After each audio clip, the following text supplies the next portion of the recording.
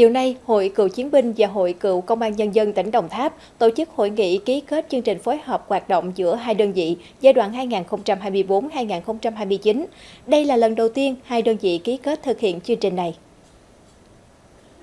Chương trình phối hợp gồm 9 nội dung, trong đó tập trung phối hợp tuyên truyền nâng cao nhận thức cho hội viên thực hiện tốt chủ trương, đường lối của Đảng, chính sách của nhà nước, nhất là về công tác dân vận, các chỉ thị, nghị quyết của Đảng, truyền thống của Quân đội Nhân dân, Công an Nhân dân, phát huy hiệu quả các tổ hòa giải, góp phần tích cực vào việc giải quyết các vụ việc phức tạp ở địa phương,